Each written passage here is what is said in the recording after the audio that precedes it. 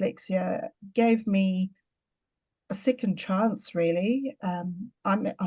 It's not that I wasn't successful before I did it, but it has made my life a whole lot easier. Um, and that is why I'm so passionate about sending it out into the world. So over to you, Rachel and Claire, and welcome and thank you so much for being here. Thanks, Carly. Really appreciate you having us on your platform again today.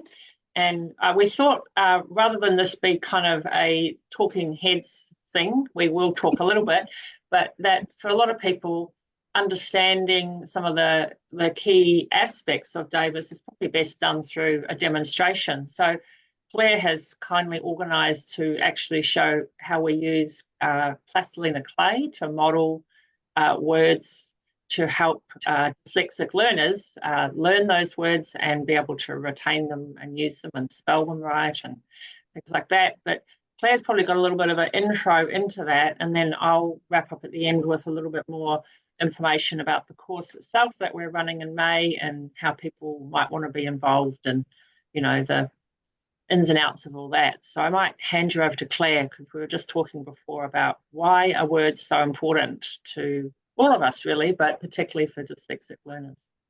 Over to you, Claire. Okay, thank you. I'll put Claire's iPad on because here's our demo with a little bit of a pre-frame. We've all been to school mostly, or we may be being homeschooled, but educated somehow. And reading is a big part of what we want our children to do, and we want for ourselves as well. So I know when I went to school, I hadn't fully comprehended until probably in my 50s. I met up with someone who was in my class way back when, and she said, Claire, we always felt sorry for you because you took 3 times longer than everyone else and all you did was draw pictures. And of course, I was in my own world and pictures were my thing. But the thing is, the key message here is each and every one of us, well, we have our ears, I think. We've mentioned this before, to learn. We can learn sounds. We have our eyes. We can see what a word looks like. And when we have experience of a word, we can kind of understand and deepen our knowledge of the meaning. And every word has those 3 aspects.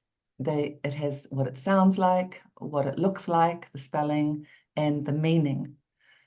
We have said often that these, and I've got them here, the essential word list, like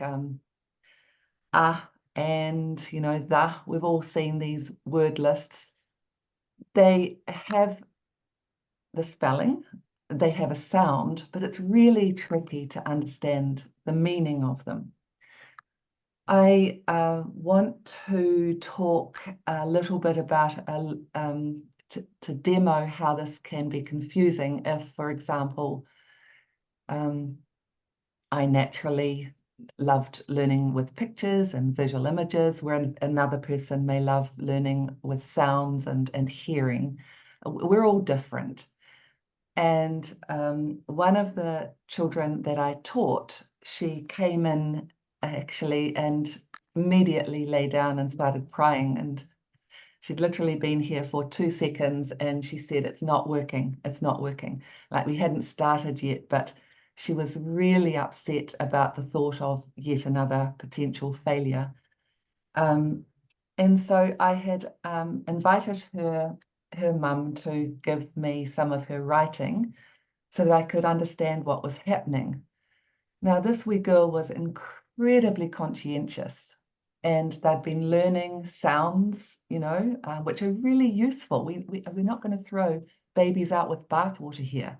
But then in the conscientious way that she was learning, she was trying to think of everything in terms of sound. And she had wanted to write a story, and it's a little bit hard to see. I'll just kind of hold it up here. And she had, she wanted to write the sentence, because I. Now, because that's hard to see, I'm going to hold this up. She had tried to write because I, such and such, in different ways. She tried because I. The sentence was, we went to the zoo because I wanted to go and see the animals, But just listening, she had come up with because of the way we speak is different from the way we write. And although she had the label of dyslexia and various, I said to her, you're allowed to use your eyes as well. And she stared at me with tears in her eyes. And we actually looked up the dictionary. And I've got some lovely selection of picture dictionaries here, and they get to choose one. And for the first time, she saw the word because as one word in that visual format. And I was a second word, another word. And honestly, working for I think we worked for as long as she could. She was just little, 7 years old. And so we worked, say, 10 mornings, a few hours each morning. And by the end of her time here, this was what she wrote. And now she understood that each word was one word. It had what it looks like and spelling, and it had what it sounds like. And in a minute, I'm going to also talk about what it meant as well, just those three. Now, for her, understanding that literally was transformational. And she didn't look back. She was like, went back to school and took her dictionary and used it. The beauty of perhaps working one-to-one is you can kind of see what's going on. Now, I'm going to do a different word because this is another one that children often find tricky. And that word is the word enough. All right. Now, if I just said the word enough, how would you spell it, Kelly? And Rachel, give us a couple of renditions of how you might spell the word enough. The amount of times I've seen it spelled E-N-U-F. Yes. I would go E-E. Yeah. Or E-E-E-N-U-F-F. Yeah. Enough. Enough. As you can imagine, when children are going through these words which don't have much meaning, they've had enough of it quite often. Like that, they're not going to look at them again. Or they've had enough. or enough. Yeah. And goodness knows, we've all tried to teach and learn these words which don't have a picture or not an obvious picture. And let me see if I can place this in the right place. Just to remind ourselves that cat on a rug here, it's an easy picture. But it's actually quite hard to make a picture of enough. So how do we do that? Well, it just happens to be my birthday today. So I made myself a square-ish cake. And here's me. And I'm figuring out the meaning of enough. But because I've heard all the way along, have you had enough cake? That kind of, yes, please. But of course, on your birthday, you have more than enough. But first of all, I'm going to look up the meaning of enough in the dictionary, right? So here's my dictionary meaning. And I'm now practicing learning where enough is. Oh, there it is, prepared earlier. Adjective. As much as you need or is necessary is the meaning, the definition. There's an example here, and The example is, there were enough apples to feed everyone in our group. So let's explore this meaning of enough with our own examples. And I'll be asking you, Kelly and Rachel, to give a few examples of enough that are meaningful to you. And we'll just do it until you really get that meaning of enough. Okay? Rachel, what's something enough that you could have a sentence? Do I have enough soil for my planting? So do I have sufficient soil for my planting? So if I were to swap out that with the definition, do you have as much as you need or as necessary? And true. Yeah, so yeah. you could... Do I have as much as I need of the soil for my planting? Yeah. Nice. Does that, so all we do here is we kind of have a bit of fun with this, and quite often we're walking outside and finding things or playing games to get that meaning really certain inside. Do you have a sentence with the word enough in it, Kelly? I've had enough to drink, thank you very much. Very good. So as the facilitator here, I'd say, so you have had, just a minute, you have had as much as you need or is as necessary to drink, Kelly. Okay. Exactly. So, to numb the day. you can have some fun with this. So I think also, and this is where it gets confusing, is people use words in a bit of a sarcastic way. Like, as I'm getting my third helping of ice cream, people might say, are you sure you've had enough, Rachel? No, I'm not sure. No. It's the same with cake. And of course, in a classroom setting, or in our little rooms with tables that we teach all these words at, or kitchen tables, we're all trying our best. And of course, you might not be able to go outside, and you've got a list to learn by tomorrow, kind of thing, for the test. So to be able to make something in clay, and here's me cutting my cake. I probably should have bought a knife. And you know how people cut cake, they sort of cut a big slice, and then they sort of put that on there, and then you can feed yourself a piece of cake, which is quite fun to do, these things. And like one piece, another piece, and then we could go on to the sarcastic thing of, do you have think you had enough cake, Claire?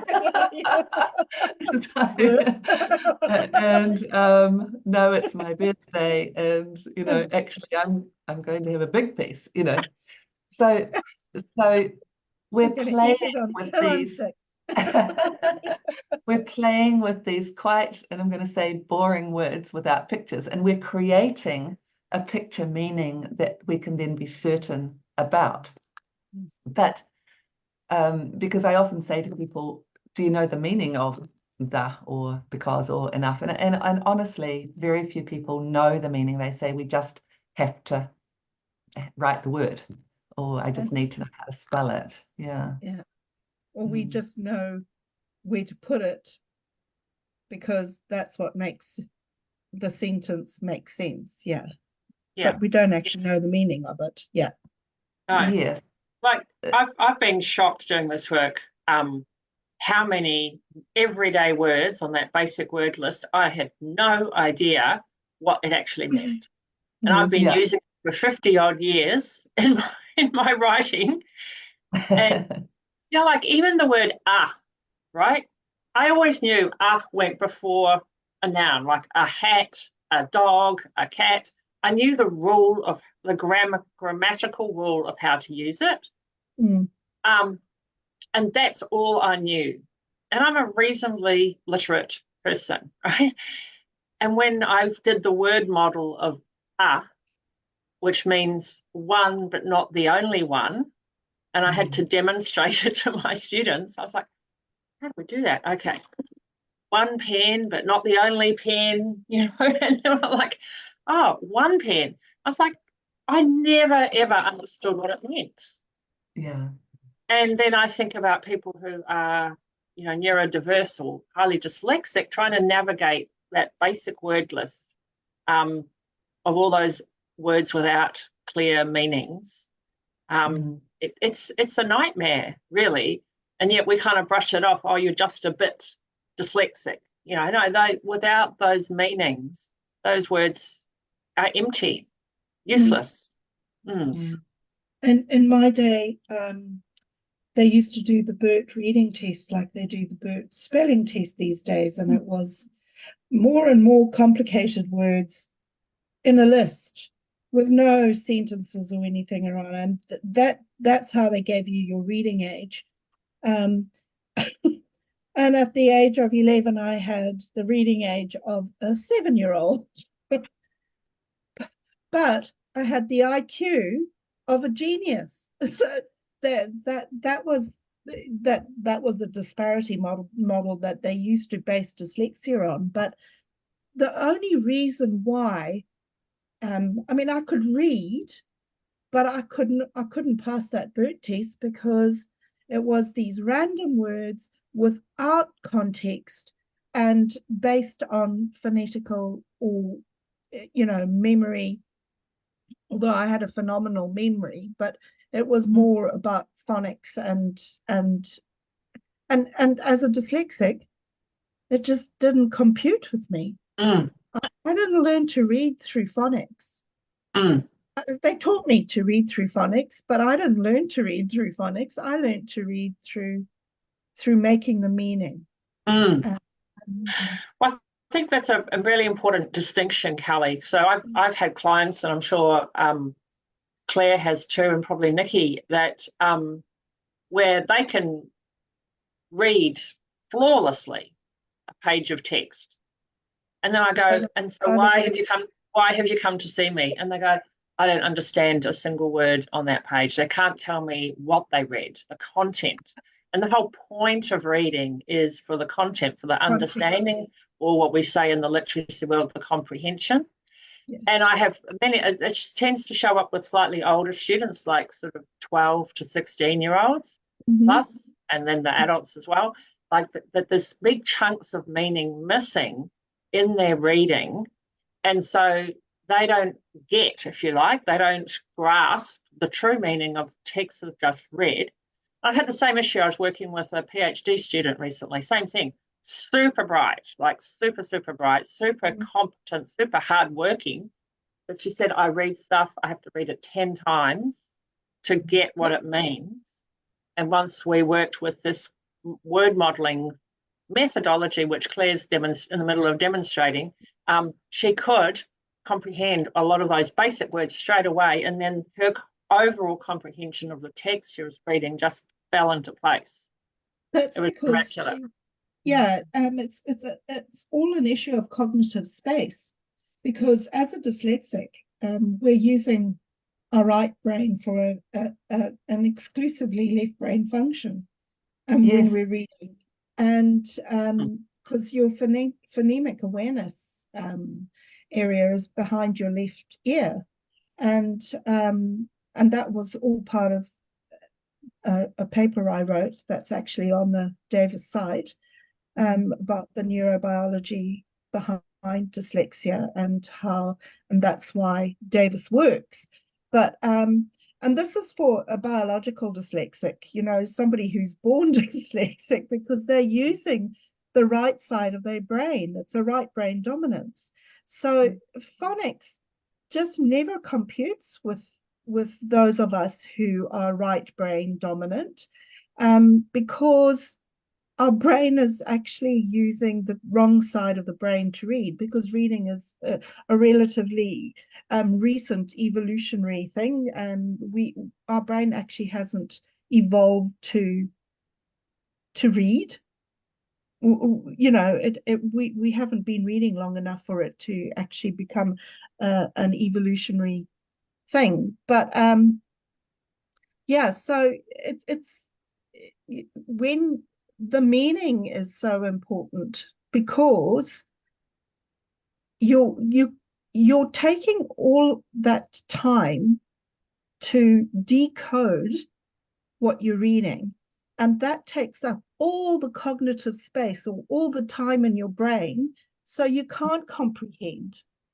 So when you're taught through phonics and you're a dyslexic or you're right brain dominant, that's what your brain does. It either works on decoding or it works on comprehending, and can't put the two together because there's too much going on with the one.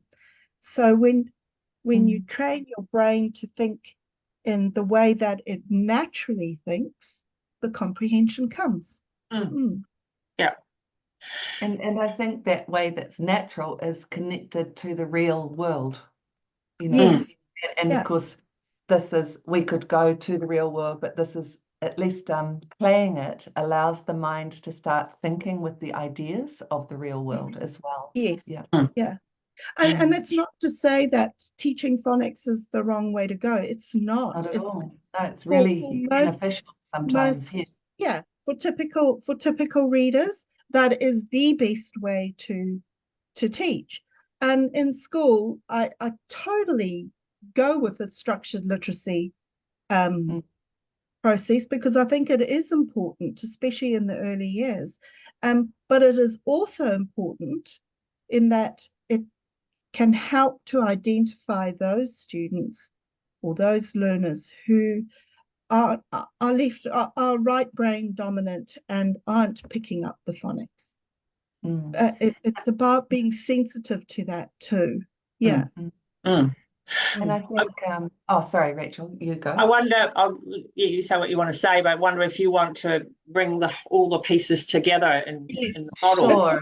Yes. Now we've got cake. It's making me hungry. But I know. I'm going to make one after this. So, and just to follow up on what you said, for the dyslexic brain, once they've got these first, established the meaning and so on, then it's quite good then to teach the patterns, of the past tense endings or but they've got the main thing first, and then the other thing are kind of can be taught along the way as well. So, and contrary to popular belief, actually dyslexics love words.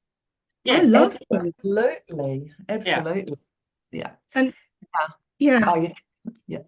So sorry, go ahead, Claire. While you're the therapeutic aspect of this is non-hardening animation clay, and I think I should have probably put my camera on something that didn't. It's going to be a bumpy ride. Hold on. I won't change it at this point. It's okay. So just I'm rolling. Yep, rolling clay.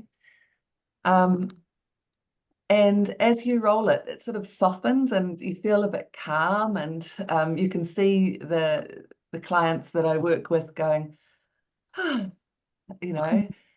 and of course here we're making a 3D letter. We've looked it up in the dictionary. We know now that it starts with the letter E. We're not going to get too concerned about exactly how we're claying these letters right now, but for me, I know that probably it's going to be made slightly upside down here, the camera, but there's my E coming along, and I can look at a model of an E just in case, I need to be certain about that. And so now I have this lovely E that is the start of enough. Now, because it's a bit like a cooking show here, I have prepared a word earlier. So I will just put that here and let's cut that down a bit. And how lovely it is when you start to sort of understand how the letters work. Because in people's confusion, they start to get a little bit like distressed about even looking at letters or words. So I had constructive. Yes, you talk now. I had a client last year who had issues with the letter N. He couldn't even say any word that had an N in it. So he'd go, and couldn't say the and and. And we finally got to that. His first word out of his mouth as a baby was no. I wondered if it was a really important word for him. And I said, have you had your no disrespected in life? And he was in tears and hoodie over his head, really upset and not talking. And this little finger came up from under the hoodie. I said, well, that explains why N and no so hard for you. Would you be willing to come back and we'll do some work and let go of that upset about the letter N and the word no? Another little finger came up from under the hoodie. And I said, okay. And by the end of the hour, he was saying the letter N, and he was saying words with the letter N in it with no upset or no emotion. He could just say it. So before, N was like, I hate the letter N. And now he's like, he's fine with it. And he took it home, the little letter. And I said, I want you to just sit it in your room and just have it be in your space until you are peaceful with the letter N. And then his mum texted me, he's wandering around the house saying the letter N and words with N in it. But we don't know really what causes these upsets until we unpack them a little bit. And that was an example of, we unpacked it and then he got some freedom with it, and now he can use that letter and say those words, and he's, you know, going really well. And that's, I guess, part of the privilege of doing this work, is that you get to work with people who have these hiccups, if you like, in their learning. And we resolve the hiccup and they can then start to really enjoy learning. And he's an avid reader now, whereas previously he was like, no, don't read. Sorry. There we go. What a beautiful model, Claire. Well, So isn't beautiful. this just delightful? And of course we've got the wee person who's me, who's happy to be having cake later on today. With cake in my hand and more ready to eat, and a whole other bit of cake to share. And but you know, that's a model of it and the definition. So now when we do this, we're actually switching between those two hemispheres, those two places that you were talking about, Kelly. I've used my creative right brain to do the meaning. And now I'm going to switch to read, and I've never done this before, so here we are, first on camera. But you tell me when you think I've got my Davis tools. Okay, just a minute.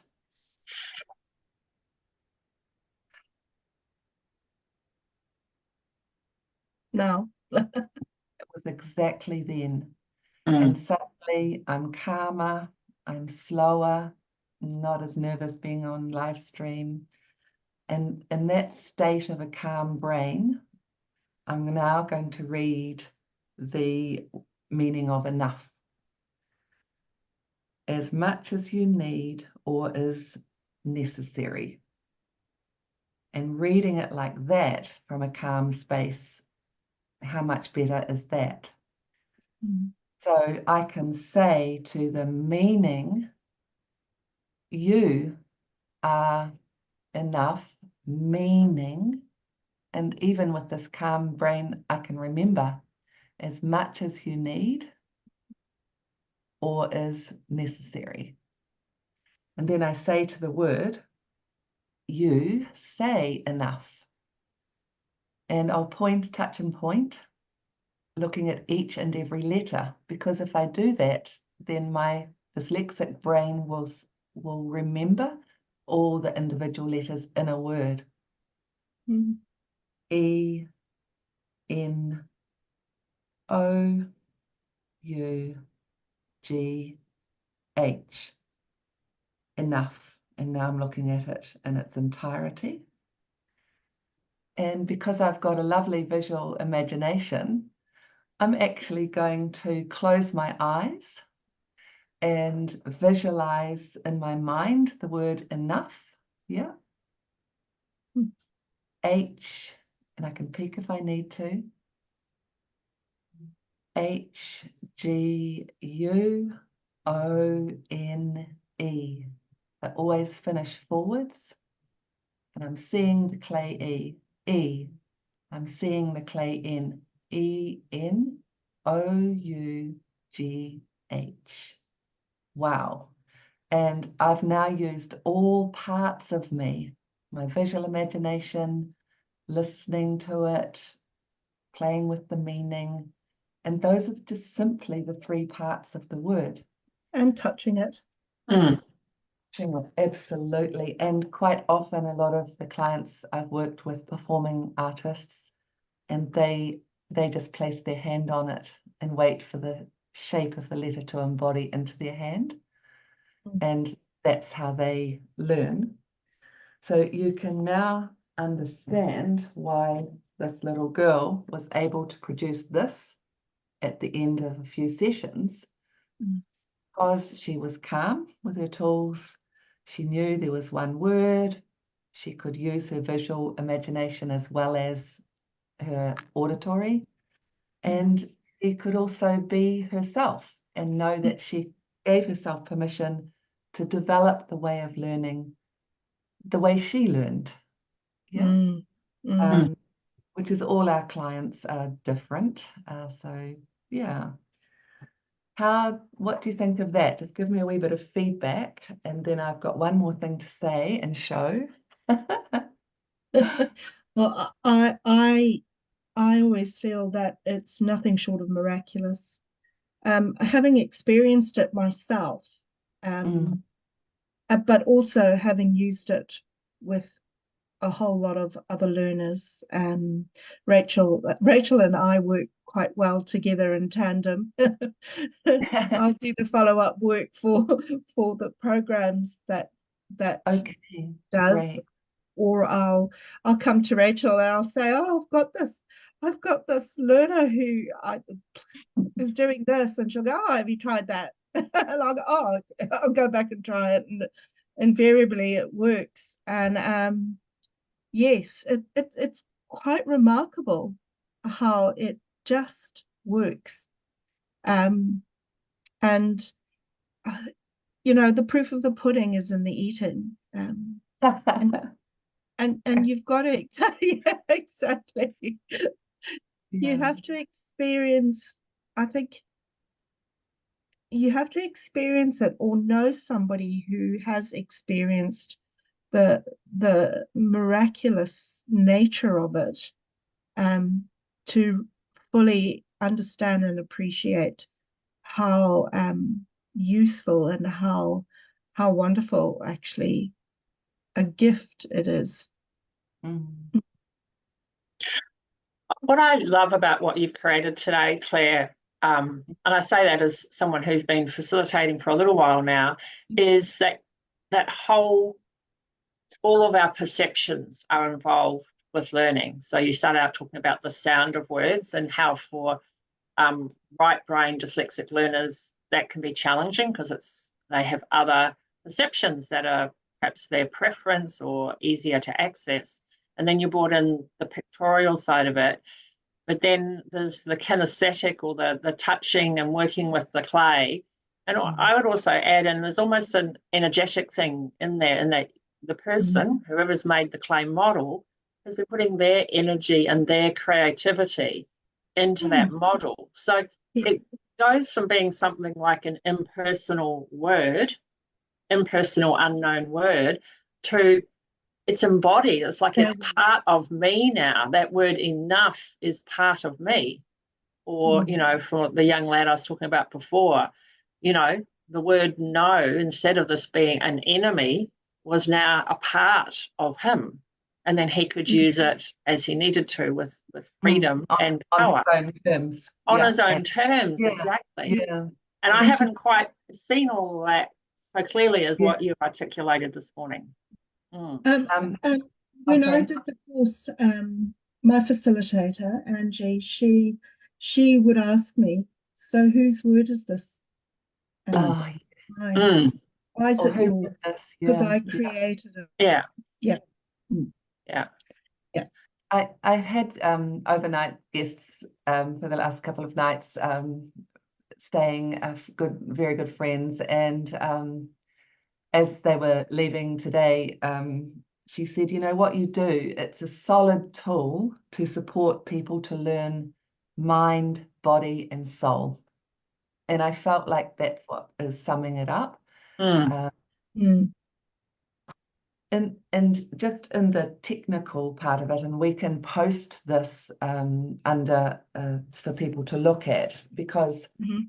I know I Mhm. got this from someone, maybe Jane Severinson, I'm not sure, but what it has is the essential word list and the percentage of times it appears, you know, frequency of usage. Oh, wow. Yeah. And so it's like, we do this too. We sort of start with the ones like and the, because if you do those, you get bang for your buck, you know. Yeah. You might get 10 thus on one page. Yeah. Mhm. But I sometimes use this little book by an Australian. It's quite cool. It's probably a book about a whole lot of adventures that children get up to, you know. And so I was looking at the text, you know, and how children could start reading it and easily get confused and triggered and like, oh, and we say as Davis facilitators that actually between 50 to say 75 or even 80% sometimes of words on any page are these essential word lists words, you know. And just to do a little visual of it, that's one page of that book, and I've highlighted in blue the number of times the, where, when, you know, have been used. Mm. That's I a guess that's lot. why they call it the essential words list. Yeah. Yes, yes. Essential. And for someone who's looking for meaning and not getting it, and they're skipping those words quite often, or missing them, or not wanting to look at them because, oh, there's that word again. There's a lot of them on one page. So when we talk about, is it worth playing, you know, these words and taking the time to play 200 words, you sort of go figure, out of the millions of words in the English language, you know, these words, it's probably good to, for everybody, not just the dyslexics, to learn. Then they learn all of the word. Yeah. And make it part of them. Yeah. So that's my final little visual of the Claire demo on her birthday. Happy birthday, Claire. Yeah. So great. So great that you could be here on your birthday. I might just, if it's okay, we've got a few minutes left. It's just kind of connect what we've been talking about this morning with the course that Claire and I are going to be running in May. So, yeah, our day jobs, if you like, is we work with people one-on-one in intensive dyslexia programs and ADHD and maths. And Claire's also in training to run autism programs, which is beautiful work as well. But we're offering this course, what Kelly said right at the beginning, the Why Tyrannosaurus But Not If dyslexia support course. And it's been designed for parents, but also others who support learners, generally in that sort of age range, probably 8 up to 20, who might have skated through with getting through the sort of reading years, but are now really struggling with their reading, and often it's the comprehension that we talked about before. And they're now in academic situation like school, where they have to produce something from their reading, like they might have to write, or they might have to feed back what they understand. And that's when this disconnect between being able to produce the sounds of reading and actually produce the intended result, which is to understand what you're reading and do something with it, shows up.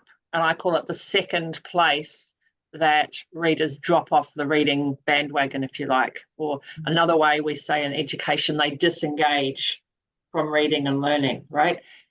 It's that second wave into the tweens and into the teens. And so this course has been designed to kind of help parents, but also we think grandparents could really get value from being in the course if they're supporting a neurodiverse learner.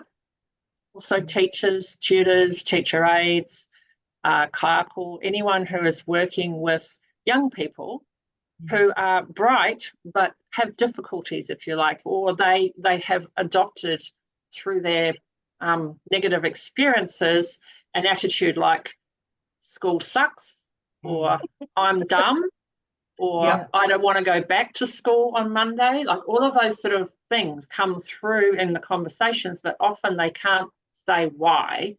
It's just, it's really, really hard. And I think we've demonstrated really well today, particularly Claire, why it is hard for learners when they've got 60 to 80% of what's on the page not easy to understand or grasp, right? So in the course, we sort of unpack a little bit about the why, and then we get into tools to help let's just call them the support person, because it could be any number of people. The supporting person support their learner or their tauira or their child, right? So we use some tools that help us get into that calm state, like Claire beautifully demonstrated before. So there are a couple of, we call them self-regulation or self-management tools that they put you in that calm space so you can learn better and not get as upset when you're reading. Then we work with these tools like claying basic words and then more complex words, because as we go up through those years in school, the secondary school years, the words get more and more complex and less picture-based. So we think about the word germinate, right? Germinate's our favourite word, and that does not have a natural picture that goes with it, and it's quite a complex meaning. And so we demonstrate how to create those subject-specific words you like, or those vocab words that are on all those lists that teens have to learn for their tests. And then we look at some powerful methods of reading that are picture-based. And again, I've had so many adults go, I had no idea how much I was missing in my books or in my reading until I did this, right? And it's really cool. It brings the picture thinking to the fore when you're reading, so that you, enjoy it and get more value from it, but can remember what you read yesterday, today. Because that's the other thing I've found in all my work with learners, all my career, is you'll teach something on a Monday and by Wednesday, it seems like they never learnt it. And I've always been curious as to why. And I think it's because the pictures weren't created on the Monday, and so they weren't retained on the Wednesday or the Friday. And I say that about myself, the amount of swatting I used to do for an exam, and then it would be out, gone the next day, and really no value to me except I might have passed the test, you know. So we look at all of those aspects, and it's interactive, like you've seen today. It's live. People get to work with their own clay. There's a little guidebook, but it's really a facilitated process. Which is provided. We provide the clay and we provide the workbooks. And so at the end of the 6 sessions, you've got a really good set of tools, like a kete, we say in this country, of tools that you can go and work on yourself, but more importantly, work with your child or learner. And so many people have said the difference is made in their family to be able to use some of those tools to stay calm and focused in their family environment, and that everyone's enjoying reading and understanding the meaning of words around them so much more. And I think it has a bit of a network effect, not just on the support person and their one learner, but across a family, because people come over and go, what are you doing with clay? You know, they want to get involved. And it's really cool like that. So that's what we're offering, and it's in May. We start in New Zealand time, we start on the 7th of May, but we've put it at a time that hopefully will serve a broad range of locations. So from Australia, it would be, we're doing it 1 to 3 p.m. in New Zealand, and it's the same time in Fiji. In Australia, that would be 11 a.m. to 1 p.m. on the East Coast. but even the West Coasters could chime in at 9 a.m. So Perth and Adelaide through there, but then going east, get my directions right here, it could serve people in any of the Pacific nations, Hawaii, and then the west and central zones, I guess time zones of the Americas, so North America, Central and South America, could just sneak in at the end of the day. So in Californian time, for example, it's from 6 to 8 p.m. Pacific Standard Time, just on a Monday. So we're going to run it Tuesday, Thursday for us here, and Monday, Wednesday for Hawaii and the Americas. So big possibilities of people from across this, what we call the Pacific region, to participate and get like a real hands-on experience of the Davis Toolkit, and be able to give that value onto their child or their learner, or their learners. It might be a teacher with a class of neurodiverse kids, and Definite. They're a fantastic set of tools to have tucked in your belt, and you'll be surprised how often you can actually bring them out and use them as a teacher, as a classroom teacher. Yes. Yeah. And it's a great universal design for learning as well. It's not, I think it's a great companion to structured literacy. It doesn't necessarily replace structured literacy, but working together, I think if you do them both well, you're more than likely going to cover your spectrum of learners that are in a classroom. So thank you so much, Claire. Thank you so much, Rachel. And whoever's watching this as a recording, please head over to I'll put in the contact details, but if you go to www.thearcheducation.co.nz, look under events, you will see that the course is listed there, and all the information you need to go to wherever you need to go to register is all on there. So I highly recommend it. And for the price of it, you get a whole lot of value that will stay with you for a lifetime. So thank you very much, ladies. I really appreciate so your much. time. Thanks, Kelly. Appreciate it. Yeah. Thanks, Nikki, for being here. I hope you've got some value being here today. Thanks, Absolutely, Nikki. Rachel. Absolutely, you ladies. I really learnt lots, actually. So, and I've got my office tidied as well. So, congratulations, multitaskers we are. So, yeah, brilliant. Awesome. I'm definitely going to pass that course on. I have a client who's actually slightly autistic, whose mum I was having a conversation with the other day. And she just wants some skills to be able to help her child, because I don't think they're in the position to actually do the whole dyslexia course. But so I'm definitely going to pass it on, and I'm hoping you'll get another person anyway through that. So fingers crossed. I'll keep on. All right. See, lovely to talk to you, ladies. Yeah. Okay. Thank you. Thanks for coming. Thanks, everyone. Okay. Thanks, Kelly. Okay.